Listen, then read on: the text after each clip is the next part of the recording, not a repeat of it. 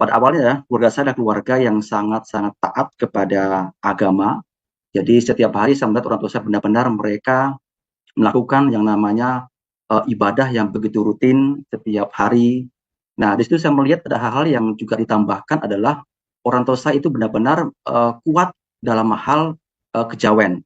Jadi selain agama yang lama, seberang juga Inna ad-dina 'indallahil Islam wa ma ikhtalafa alladhina utul kitaba illa min ba'di ma ja'ahumul 'ilmu baghyan bainahum wa man yakfur bi ayatillahi fa innallaha sari'ul hisab. pada awalnya ya, keluarga saya adalah keluarga yang sangat-sangat taat kepada agama. Jadi setiap hari saya melihat orang tua saya benar-benar mereka melakukan yang namanya ibadah yang begitu rutin setiap hari. Nah, di situ saya melihat ada hal-hal yang juga ditambahkan adalah orang tua saya itu benar-benar kuat dalam hal kejawen. Jadi selain agama yang lama, seberang juga ditambah dengan hal-hal yang berbau ritual seperti itu ya. Jadi kental dengan hal-hal yang kejawen seperti itu. Nah, sewaktu muda, bapak saya itu juga adalah seorang yang aktif di dalam aktivitas keagamaan. Jadi pernah juga mengajar seperti itu. Nah, di luar itu bapak saya juga sangat kuat dengan hal-hal yang berbau supernatural. Jadi orang tua selalu benar-benar punya ilmu atau dibilang kesaktian seperti itu. Kemudian juga senang berpuasa, kemudian senang juga berguru, senang juga melakukan tirakat di tempat-tempat yang keramat atau angker dengan tujuan adalah untuk meningkatkan kekuatan secara batiniah, secara spiritual, juga bisa mendapatkan hal-hal seperti kayak pusaka seperti itu, keris begitu. Nah, itu yang bapak saya sering dapatkan ketika melakukan hal-hal ritual di tempat-tempat yang cukup keramat begitu. Nah, akhirnya bapak saya pernah sampai mendapat julukan dukun tiban. Ini dapat ketika bapak saya itu melakukan ritual selama 21 hari di sebuah pemakaman keramat. Nah, di situ ketika bapak saya selesai itu, hari yang terakhir itu tiba-tiba bertemu dengan orang asing seperti itu, di mana orang itu juga mendapatkan wangsit atau mimpi untuk mencari orang yang berasal dari pekuburan dengan ciri-ciri sebagai berikut gitu kan. Nah, akhirnya bapak saya itu dipanggil ke rumahnya, diminta mengobatin orang yang sakit itu. Pertama bapak saya bingung, bagaimana cara ngobatin ini gitu kan. Karena bapak saya nggak punya kemampuan untuk ngobatin orang gitu kan.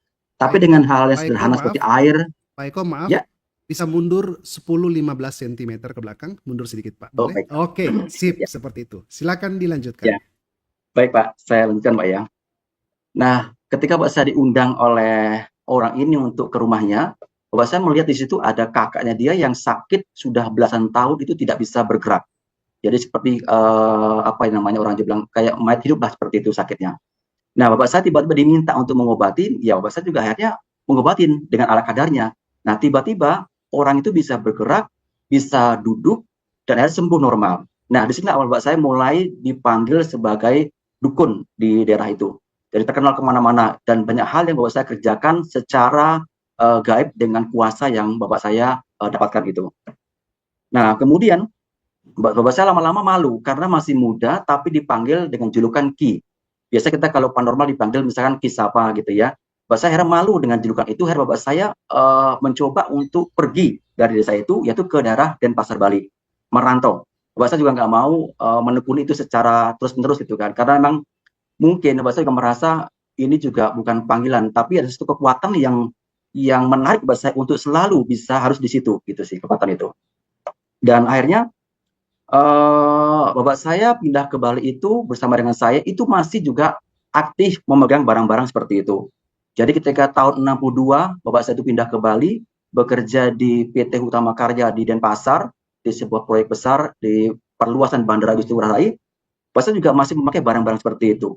Jadi kalau saya cerita mungkin sangat panjang sekali. Jadi intinya dengan kekuatan itu bapak saya bisa melakukan hal-hal yang di luar nalar gitu kan. Misalkan kayak pohon angker yang tidak bisa ditebang, hanya dengan satu doa, satu mantra, dengan satu barang pusaka, maka pohon yang besar ini pun bisa tumbangkan dengan mudah seperti itu.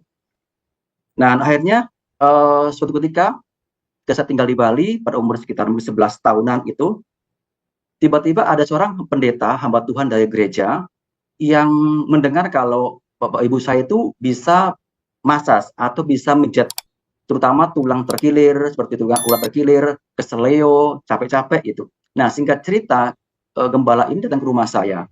Setiap rumah saya, Bung Bali selalu bertemu dengan bapak saya. Setiap pertemuan itu selalu sharing tentang kasih Tuhan, tentang firman Tuhan, gitu ya. Nah, tapi bahasa pertama menentang, gitu kan. Terjadi perdebatan di situ. Saya sebagai anak ya hanya bisa melihat, gitu kan.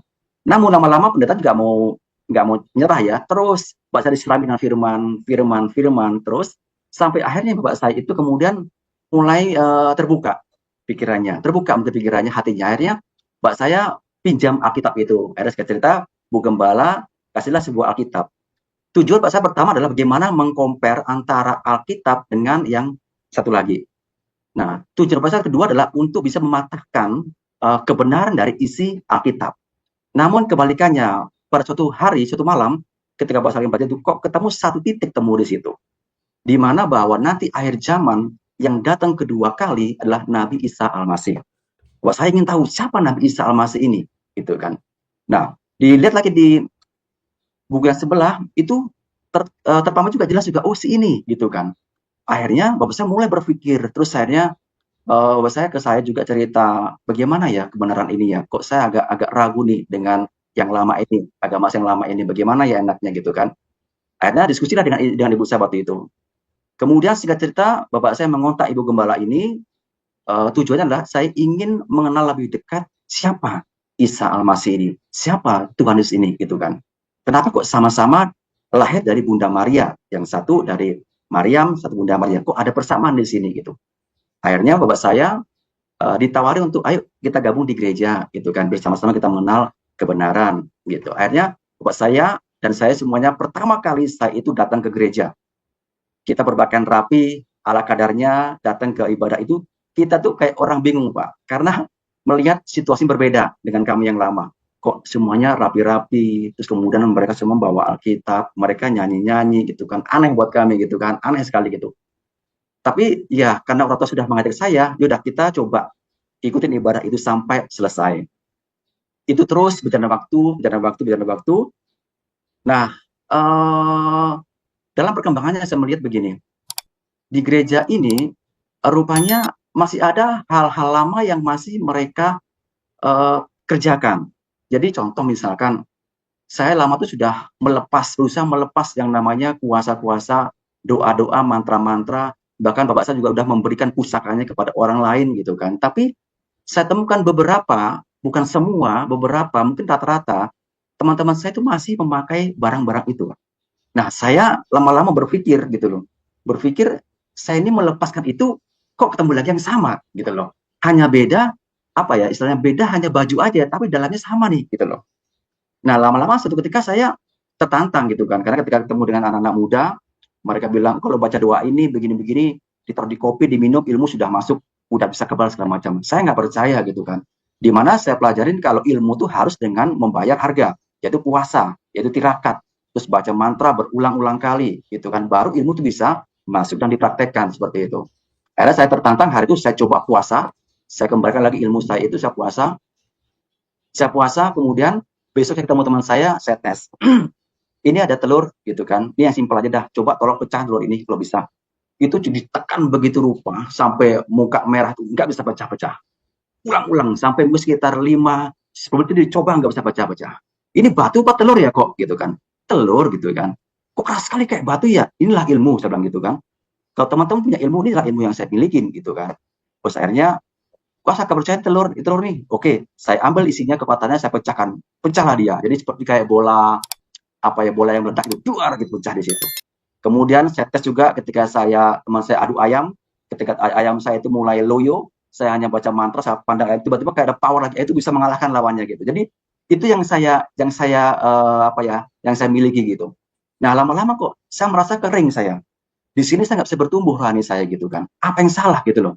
Sampai saya berpikir, di yang lama dengan satu mantra itu dibaca berulang-ulang, kemudian dengan ritual puasa, pati geni gitu kan, nggak makan dalam situasi malam, itu punya power. Berarti ayat firman Tuhan bisa saya pakai seperti itu. Jadi sampai ke sana saya untuk mengolah itu gitu aja. Karena saya mau berbeda. Yang lain Kristen tapi kok masih begini, saya mau beda. Saya mau ambil dari firman Tuhan. Saya nggak mau pakai yang lain gitu kan. Nah, lama-lama suatu ketika entah kenapa kok setiap saya dengar lagu pujian di gereja, lagu pujian di kaset itu, kok saya kepingin kepingin menangis gitu. Ada apa dengan saya ini gitu? Kok tumben saya kok kayak kayak cengeng begini gitu loh. Saya nggak pernah dulu saya berantem nggak pernah nangis begini, tapi kok ini kok saya nangis begitu kan. Dan akhirnya suatu ketika saya ketemu dengan satu jemaat. Nah, jemaat ini berbeda dengan yang lain. Di mana setiap ketemu dia ini selalu sharing tentang firman Tuhan. Yang pertama saya lihat. Kemudian suka berdoa. Kemudian ketika berdoa ada bahasa baru saya nggak tahu apa itu gitu kan. Bahasa baru apa? Dia bilang ini adalah bahasa roh gitu kan. Nah, bagi kami ada sesuatu yang janggal dengan bahasa ini gitu loh. Memang ada di Kisah Para Rasul tentang karunia berbahasa roh, tapi ini tidak dipakai di tempat kami gitu kan. Bagi kami ini sesuatu yang aneh gitu kan. Saya coba sharing dengan teman yang lain, ada yang mengatakan itu sesat, itu bukan dari Tuhan, itu dari yang jahat. Kenapa? Karena karunia itu sudah selesai di zaman para rasul. Sekarang sudah tidak ada lagi. Karena kalau kita sakit, ya kita harus ke dokter, ke medis, seperti itu. Nah, ini bertentangan dengan saya gitu loh. Nah, lama-lama saya berpikir, yang salah siapa sebetulnya? Yang benar siapa nih? Orang itu, jemaat ini, anggota ini, atau yang lain? Karena yang lain ini mereka menganggap diri yang benar, tetapi kehidupannya tidak benar gitu loh. Jadi suka minum, ya kan, kemudian suka ke tempat-tempat yang terlarang seperti itu, suka berantem seperti itu. Nah, ini berlawanan gitu kan, punya ilmu-ilmu, wah ini yang benar yang mana nih gitu kan. Nah, sampai suatu ketika saya itu diundang ibadah waktu itu kan ke gereja karismatik. Ketika ibadah itu saya nggak tahu juga kenapa kok saya mau nangis lagi di tempat ini, apa yang salah dengan saya ini gitu kan. Keluar air mata saya, cuman belum lepas, belum plong seperti itu rasa dalam hati saya ini. Akhirnya udahlah saya pulang dari ibadah itu dengan bertanya-tanya nih, ini benerkah, mana yang bener, mana yang sesat, saya masih bingung waktu itu. Nah, kemudian lama-lama saya ketemu dengan calon ibu mertua saya karena waktu itu belum menikah. Ketika saya berkunjung ke rumah ibu mertua saya ini, waktu itu beliau mengatakan, Eko, coba nanti Eko ikut komsel, ikut ibadah keluarga di tempat kakak. Nanti di sana akan dilayani pelepasan, doa pelepasan. Saya berpikir lagi, doa pelepasan apa lagi ini gitu kan. Di tempat saya nggak ada nama doa pelepasan gitu kan. Ini benerkah atau tidak? Nah, ketika ibu mertua saya mengundang saya nggak tertarik. 5 kali diundang saya nggak mau datang. Saya masih pakai yang lama. Apa yang lama itu? Yaitu tadi saya ruwatan, menghubungi paranormal, ruwatan. Memang ruwatan itu membuat pikiran saya fresh. Namun hanya berjalan sekitar 3 minggu 1 bulan. Kemudian kusut lagi saya, mulai bingung lagi, kering lagi gitu kan. Dan ini saya sadar Bapak Ibu, saya baru tahu kalau ruwatan itu tidak bisa menyentuh sampai ke hati. Hanya sampai di batas pikiran. Sedangkan Tuhan itu menjamah sampai di hati. Ketika hati kita dijamah Tuhan, maka semuanya akan lepas. Dan pikiran kita juga akan terlepas dan menjadi baru. Dan ini saya dapatkan bukan dari firman Tuhan. Kemudian akhirnya saya ruwatan nggak menemukan solusi, tetap kusut, tetap gelisah, tetap takut, dan sebagainya. Saya menyerah akhirnya. Ketemu dengan ibu tua saya, oke tante, saya mau ikut komsel ini. Gitu kan. Akhirnya saya ikutlah komsel itu. Gitu. Ketika komsel itu berjalan, ibarat itu berjalan begitu rupa, saya melihat ada yang aneh nih, orang-orang kok pujiannya kok kusuk sekali gitu kan. Mereka nyembahnya kok luar biasa sekali, tutup mata gitu kan. Nggak ada yang merokok, nggak ada yang aneh-aneh gitu kan. Saya merasakan ada damai di situ. Sehingga itu saya bilang Pak Pendeta, Pak, saya minta doa pelepasan. Nah, pada situ Pak Pendeta saya bilang begini, Pak Eko pernah belum mengundang Tuhan Yesus sebagai Tuhan dan Juru Selamat secara pribadi? Di mana itu tertera di dalam kitab, sebentar ya. Di dalam Roma 10 ayat 11-10 dikatakan, sebab jika kamu mengaku dengan mulutmu bahwa Yesus adalah Tuhan dan percaya dalam hatimu bahwa Allah telah membangkitkan dia dari antara orang mati, maka kamu akan diselamatkan. Karena dengan hati orang percaya dan dibenarkan, dan dengan mulut orang mengaku dan diselamatkan. Nah, disinilah akhirnya saya mencoba untuk membuka hati saya kepada Tuhan. Saya dituntun berdoa untuk terima Tuhan, mengakui semua dosa-dosa saya saat itu. Nah, ketika selesai saya berdoa, ketika gembala itu tumpang tangan ke kepala saya nggak tahu kenapa tiba-tiba kayak ada sesuatu kekuatan strum gitu ya, kayak strum itu mengalir di kepala saya ini terus sampai ke hati saya. Itu saya menangis begitu rupa. Saya menangis, menangis, menangis.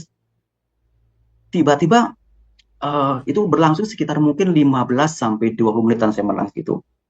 Itu maaf sampai ingusan ini keluar dan sebagainya keluar di situ. Nah, ada yang aneh Bapak Ibu. Ketika selesai itu saya itu berdiam diri. Saya diam dulu gitu kan. Saya berpindah beberapa lokasi waktu itu. Kok tiba-tiba ada yang aneh dengan hati saya ini, diri saya ini itu. Saya temu dengan teman saya bilang gini, kenapa Mas kok sampai gelisah pada sini? Gini Om Andre, saya tuh merasakan ada hutang 1 miliar di dunia ini. Tapi di Rosa ini saya mengalami kelegaan yang luar biasa. Luar biasa. Bebas luar biasa. Lepas luar biasa. Saya nggak tahu apa ini. Tapi saya ini kok katanya sukacita sekali gitu loh. Ingin menyanyi. Nggak tahu apa yang terjadi hati saya ini gitu kan. Saya bingung juga gitu. Pokoknya joy sekali di sini. Nah akhirnya setelah itu, selesai ibadah, saya pamit pulang. Sampai di rumah, biasa selama ini saya nggak pernah baca firman Tuhan. Saya ada Alkitab itu ada 5 Bapak Ibu. Tersimpan rapi, berdebu. Saya nggak pernah sentuh waktu itu kan. Tiba-tiba kok saya ingin baca Alkitab gitu loh. Ada apa dengan saya ini gitu loh. Kok tumben sekali ini. Saya baca Alkitab juga baca, cuma tidak sehaus ini. Baca cuma sesekali 2 kali baca. Ketika ada tugas di gereja, oke saya baca gitu kan. Sebenarnya saya nggak baca lagi gitu kan. Tiba-tiba saya tergerak sekali waktu baca Alkitab. Karena saya ambil Alkitab itu, saya bersihkan dari debu, terus saya membuka. Ketika saya buka di kitab Kejadian, kok firman-nya aneh. Kok firman-nya kayak hidup. Firman-nya kayak hidup, kayak berbicara dengan saya gitu. Aduh, saya rasanya luar biasa. Kok firman-nya begini ya? Kok nyata? Kok hidup? Gitu. Kok bisa ngomong sama hati saya gitu loh. Nah, akhirnya sejak itulah saya mulai baca Alkitab terus setiap malam. Sampai saya kerja pun sembah Alkitab. Jadi mungkin itu yang dinamakan dengan kasih mula-mula Bapak Ibu. Jadi begitu rindu, begitu haus akan Tuhan begitu. Nah, akhirnya saya mulailah aktif di gereja yang baru ini. Nah, setiap hari Minggu itu ketika ibadah, pujian, penyembahan itu terjadi, saya tuh mengalami manifest Bapak Ibu. Manifest itu macam-macam. Dari mulai teriak, kemudian muntah-muntah, jungkir balik, saya bisa keluar kayak silat segala macam gitu kan, meraung-raung. Sampai kesekian kali saya mengalami manifest yang belum pernah saya alami, itu manifest seperti ular. Jadi kepala meliuk-liuk badan saya ini menghantam tembok seperti itu, tapi saya nggak rasa sakit. Itu di luar kontrol saya seperti itu. Meliuk-liuk, bolak-balik seperti itu. Nah kemudian, apa yang saya rasakan setelah itu? Ada lagi kelegaan lagi saya terima gitu loh. Ada lagi sukacita baru yang saya terima gitu kan. Nah terus saya dalam waktu saya ngalamin ini, tiba-tiba satu hari saya di kantor itu entah kenapa ketemu dengan teman saya yang ngalamin sakit di kaki. Saya teringat dengan pesan gembala waktu itu kan, kalau teman yang sakit, Pak Eko silakan olesi minyak urapan, doakan dalam nama Tuhan, maka Tuhan akan bekerja dan melepaskan orang itu dan menyembuhkan dia dengan ajaib. Saya coba, saya praktekkan waktu itu. Tiba-tiba habis saya doakan, anak ini tiba-tiba panggil saya. Kok kakiku gini ya gitu ya. Kenapa? Kok rasanya kayak ada yang pijetin kok enak sekali, kok tiba-tiba hilang semua sakitnya. Hah? Kok saya begitu? Saya juga heran gitu kan. Kok saya itu sekarang gimana? Iya, hilang dia sudah enak loh. Makasih ya kok. Jangan sama saya, makasih. Saya cuma bisa berdoa. Itu buat Tuhan, di bagian Tuhan, mujizat Tuhan bagian saya. Gitu kan. Oh iya, Tuhan yang mana? Tuhan Yesus. Bilang gitu kan. Oh dia diam pertama kaget kan. Karena saya pengen nama Tuhan, diam begini. Ya gitu aja. Terus lama-lama, ada lagi hal yang lain juga. Teman saya sakit gitu kan. Saya doakan, dia sembuh. Pusing-pusing sembuh segala macamnya. Itu di mana masa-masa saya masih mengalami kelepasan yang Tuhan lepaskan itu dalam diri saya. Tapi Tuhan bekerja. Ini saya rasakan Tuhan itu luar biasa ajaib bagi saya, gitu kan. Dan mungkin saya tambahkan juga di kitab Yeskiel 26 ayat pasal 26 sampai 27, Tuhan katakan bahwa kamu akan kuberikan hati yang baru dan roh yang baru di dalam batinmu, dan aku akan menjauhkan dari tubuhmu hati yang keras dan kuberikan kepadamu hati yang taat. Nah, di mana-mana masa-masa ini saya peka dengan suara Tuhan. Tuhan seperti berbicara menuntun saya seperti itu. Nah ini saya rasakan kok Tuhan baik banget gitu kan. Ketika saya ada sesuatu hal, masalah kan orang itu Tuhan berbicara gitu kan. Mungkin tidak bicara secara audible, secara di telinga, tapi hati saya itu peka gitu. Oh ini suara Tuhan. Saya tahu ini suara Tuhan buat suara saya. Karena saya nggak mungkin berbicara seperti itu gitu kan ya. Itu yang saya alami gitu kan. banyak perkara-perkara rohani yang saya alami bersama Tuhan. Bahkan di tempat kerja juga ada yang kena santet, kena guna-guna. Itu hanya dengan saya doa saja, Tuhan lepaskan orang itu. Sehingga akhirnya teman-teman saya ketika ada masalah yang berbau klinik seperti itu, ke saya, Pak Eko, tolong doa dong, saya ada begini-begini. Oke, doa. Percaya sama Tuhan Yesus, bukan sama saya. Karena saya nggak punya kekuatan. Kalau you percaya sama Tuhan Yesus, maka you akan dilepaskan. Nah, itu yang dialami oleh teman-teman saya. Mengalami kelepasan, mengalami pemulihan, mengalami kesembuhan yang begitu ajaib dari Tuhan.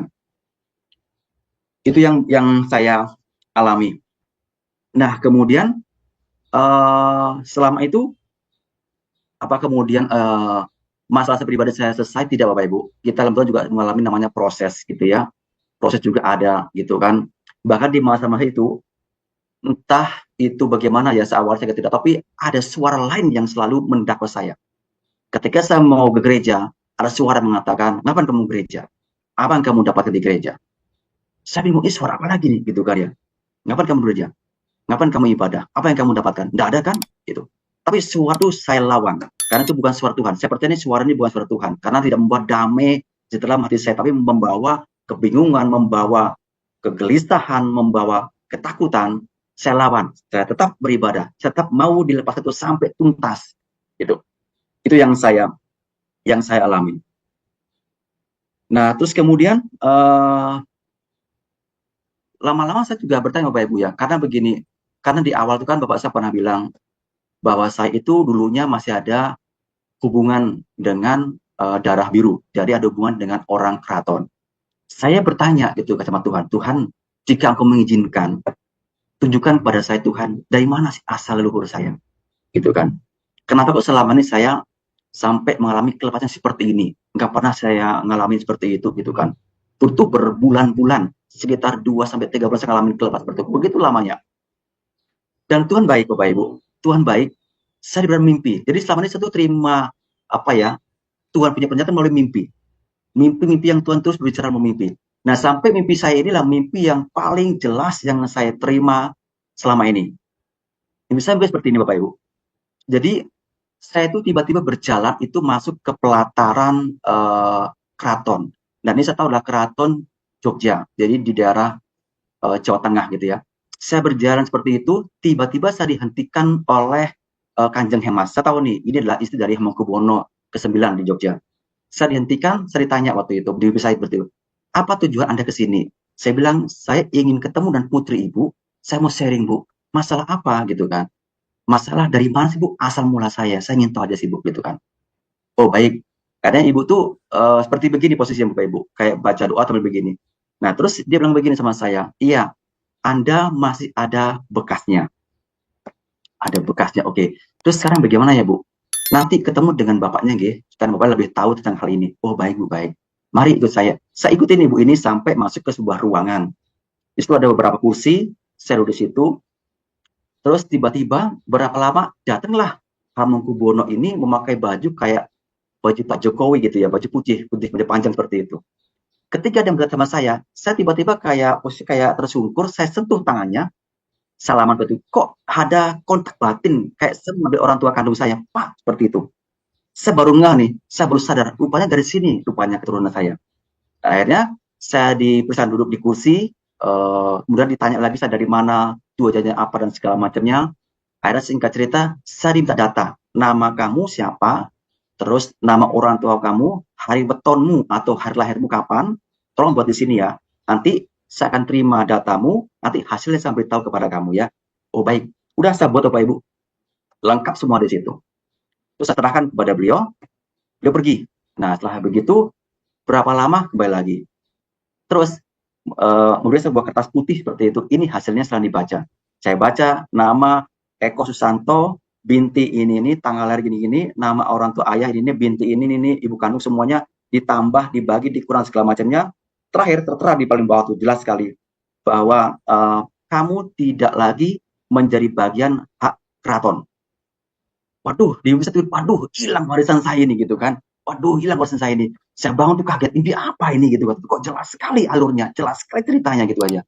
Akhirnya mimpi saya sharingkanlah ke istri gitu kan, begini. Kok mimpi tumben begitu? Nggak tahu begini-gini gitu kan. Tiba-tiba Roh Kudus ngomong di hati. Secara daging kau masih ingin diakui, tetapi secara roh kami bukan lagi milik mereka, tapi milik aku, kata Tuhan. Waduh Tuhan, terima kasih. Gitu kan, terima kasih. Gitu. Nah, dengan mimpi ini Bapak Ibu, saya masih penasaran gitu kan. Penasaran, saya ketemu dengan hamba Tuhan yang rupanya dia bekas daripada daerah Keraton Yogyakarta. Jadi dia sudah bertobat dan menjadi hamba Tuhan di situ. Saya cerita hal ini, akhirnya dia bilang begini, Pak Eko, inilah kenapa Anda manifest itu adalah ular. Karena ular ini melambangkan hubungan spirit dengan Nyi Blorong. Jadi gelar darah biru itu rupanya punya hubungan spirit dengan Nyi Blorong. Makanya orang-orang keturunan pasti mereka punya kontak batin dengan Nyi Roro Kidul, Nyi Blorong, dan yang lainnya. Karena nama itu diberikan rupanya ada hubungan dengan mereka. Jadi darah biru itu darah yang bukan darahnya biru, tetapi ada hubungan spirit dengan penguasa tertentu, gitu ya. Nah ini rupanya yang saya makanya kenapa dulu kok saya sangat kuat sekali di situ, nggak bisa lepas Bapak Ibu. Jadi namanya mantra tuh saya baca, bahkan saya punya beberapa pusaka yang setiap malam saya praktekkan di situ, itu goyang semua. Kamu ada sini nggak? Isi semua bergerak seperti itu. Si aku punya ini nggak? Punya, bergerak dia. Jadi sampai saya bisa mendudukan roh-rohnya seperti itu. Tetapi saya sadar Tuhan bukan di situ bahwa itu bukan dari Tuhan, tapi itu dari yang jahat. Dan saya bersyukur semua itu bisa lepas, semua karena kemurahan Tuhan, semua anak kuasa Tuhan. Akhirnya dari sinilah saya mulai berhenti dengan hal yang berbau mistik, berbau gaib, karena saya tahu ada satu kuasa yang lebih tinggi dari mereka semua, adalah kuasa Roh Kudus. Karena kan Tuhan berfirman bahwa Tuhan roh penolong yang lain kepadamu. Ini yang saya terima. Dan saya bersyukur sama Tuhan bahwa semua itu di bawah kita. Oleh itu Bapak Ibu, kalau Bapak Ibu mengalami hal-hal seperti ini, percayalah bahwa Tuhan kita lebih dahsyat. Jadi nggak ada yang bisa melawan dia. Saya pernah juga bertemu dengan seorang dukun dari Surabaya waktu itu, dan dukun ini luar biasa juga. Kenapa? Karena pertemuan saya dengan butuh waktu lama, sampai hari saya doa peperangan di situ dengan dukun ini, dan Tuhan menangkap itu, dan Tuhan berperang menggantikan saya, dan dia akhirnya kalah. Inilah saya melihat bahwa Allah kita tuh Allah yang luar biasa. Jadi makanya saya nggak pernah takut lagi, orang tuh mau dukun mau berapapun, intinya saya nggak pernah gentar. Selama alasan di pihak saya nggak pernah takut. Itu iman saya. Jadi ini saya bawa terus kemanapun. Makanya ketika ada orang punya kuasa gelap, saya nggak pernah gentar. Mau pakai apa silakan. Yuk baca mantra, pakai baca mantra. Saya tes ilmu kamu dengan nama Tuhan saya. Nggak ada yang nggak bisa jebol. Mau kebal, mau apapun semuanya. Karena saya merasa ada pengurangan Tuhan yang bekerja selama ini buat saya itu luar biasa. Mungkin ini yang saya bisa seringkan. Karena kalau saya cerita lagi yang lain juga mungkin akan panjang sekali Bapak Ibu mungkin waktunya ya gitu kan. Jadi supaya lebih dapat gitu kan di sini. Istilah saya benar-benar kami keluarga bisa mengalami yang namanya jamaah Tuhan. Kami bisa mengalami namanya kelahiran kembali. Mari kita luruskan sejak awal, supaya tidak ada penonton yang tersesat oleh drama rohani yang salah sasaran. Kesaksian seperti ini bukan sedang membongkar Islam. Yang dibongkar sejak menit pertama justru kejawen berkedok agama. Tapi anehnya, yang disalahkan malah Islam. Ini bukan kesalahan kecil. Ini kesalahan fatal. Islam tidak pernah mengajarkan tirakat mistik. Islam tidak pernah mengajarkan pusaka bertuah. Islam tidak pernah mengajarkan dukun, jampi, wangsit, atau penjaga gaib wilayah. Kalau hidup seseorang dipenuhi ritual seperti itu, maka sejak awal dia tidak hidup dalam ajaran Islam, tapi dalam tradisi kejawen yang ditempeli label agama. Masalahnya, narasi ini sengaja mengaburkan batas. Praktik budaya yang bertentangan dengan tauhid disebut sebagai keimanan masa lalu ketika ditinggalkan, disebut sebagai keluar dari Islam.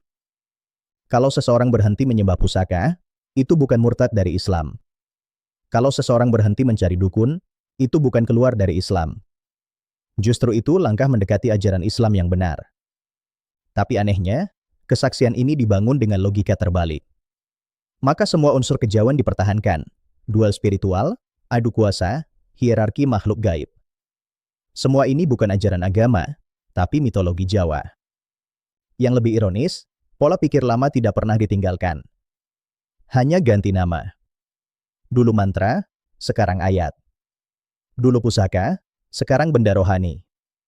Dulu dukun, sekarang tokoh rohani. Strukturnya sama. Polanya sama. Islam mengajarkan kepasrahan, bukan duel gaib. Islam mengajarkan etika, bukan adu kesaktian. Islam mengajarkan tanggung jawab moral, bukan klaim kuasa. Kesaksian ini gagal total jika dijadikan kritik terhadap Islam. Karena yang diserang bukan ajaran Islam, melainkan praktik kejawen. Kalau mau jujur, saya keluar dari tradisi mistik Jawa. Bukan, saya keluar dari Islam. Demikian analisis kita pada episode kali ini. Kami selalu mengingatkan bahwa setiap pemirsa berhak menilai sendiri. Karena itu, silakan tonton langsung tayangan asli yang kami kritisi agar Anda dapat menimbang konteksnya secara utuh dan objektif. Jika Anda merasa pembahasan ini bermanfaat, jangan lupa untuk like, subscribe, dan aktifkan lonceng notifikasi agar tidak ketinggalan analisis berikutnya dari channel Menjawab Murtadin. Tinggalkan komentar, masukan, atau pertanyaan Anda di bawah. Kami membuka ruang dialog yang santun dan berbasis argumen. Terima kasih sudah menyimak. Sampai bertemu di tayangan selanjutnya.